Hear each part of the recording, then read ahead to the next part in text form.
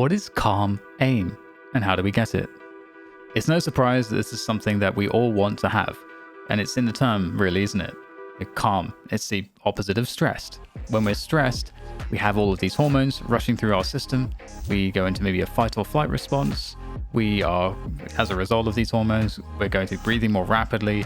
We're going to be gripping the mouse because our muscles are tensing up. We're going to just generally feel stressed. And whilst some amount of stress can be positive for performance, there's a lot of negative outcomes that we want to try to avoid. So that is why we want to stay in that place of calm.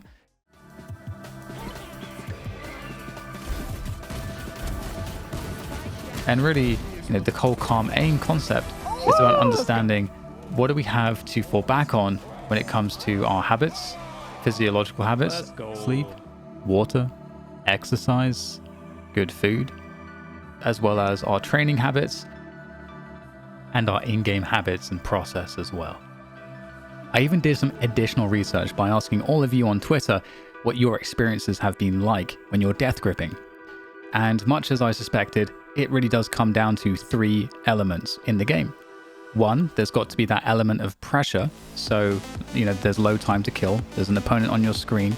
And then we go into the second element. Maybe it's the case that you weren't even aware that that player was going to arrive in that position. You were caught off guard. You were surprised. That is stressful and you're not ready for that engagement. And then lastly, mouse control.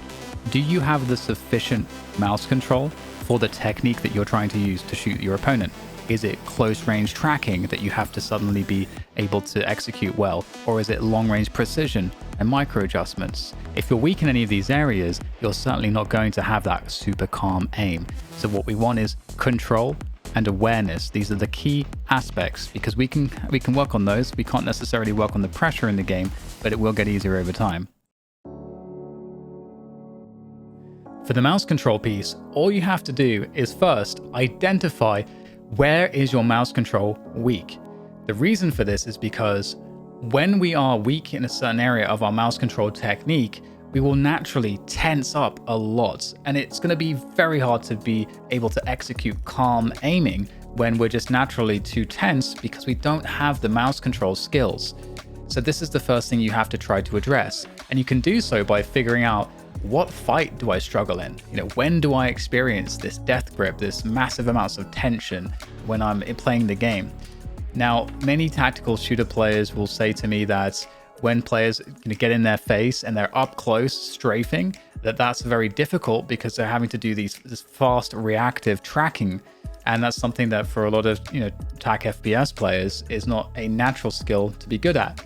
So here is one example, and you can go to an aim trainer and you can select a version of a task like this with the right difficulty. It must be challenging. Much like being in the gym, you have to challenge yourself and go outside of your range of competency to grow. And with that challenge on the task, you'll then be focusing really hard on that.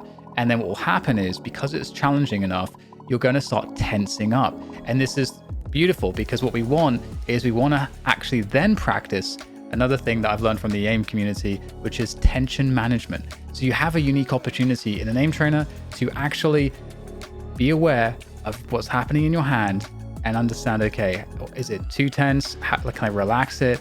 And essentially you want to get it as relaxed as possible in most cases, especially if we're talking about trying to aim calmly and also trying to increase our capacity to have better mouse control. Now I have to give a shout out to a type of task in Kovacs Name Labs called PASU. Now this is great at training a multitude of mouse control skills, which is my main reason I really like it, but you can also use it for training this calm and smooth aim style. And this is something that Matty from Voltaic also made a video about recently, as he followed a player called Snowy, who's one of the best smooth calm aimers in the aim training community. And he really goes deep into that style. Now, I recommend watching that video. It's excellent. I'll leave the link in the description, so check it out. So with that 3-step process of figure out what you're struggling with, find a task that's challenging to train it, and then lastly, as you're training it, work on tension control, you should be in a place where you'll be improving your mouse control skill. So let's talk about the next thing, which is the awareness, the game sense. Game sense is extremely important because We react much more quickly and much more calm when we already have a picture as to exactly what's going on before it's even happened. And generally speaking, it will be the case that you're going to get surprised, and then that's when that tension is going to come in because you were not prepared to deal with what's now just coming at you real quick. So the best solution for that is, as you gain experience as a player, to, in every moment you're surprised, try to remember why you got surprised. Was it because you didn't clear something correctly? Or were you being lazy with regards to your mechanics and your crosshair placement?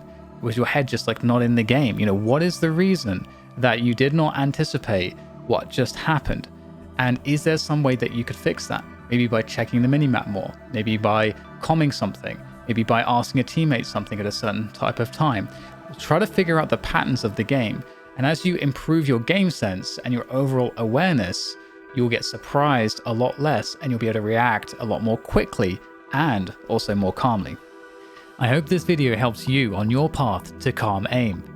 If it did, please hit me with a sub, a like, and of course any questions are always welcome in the comments below. I look forward to reading them. I'll catch you guys on the next one.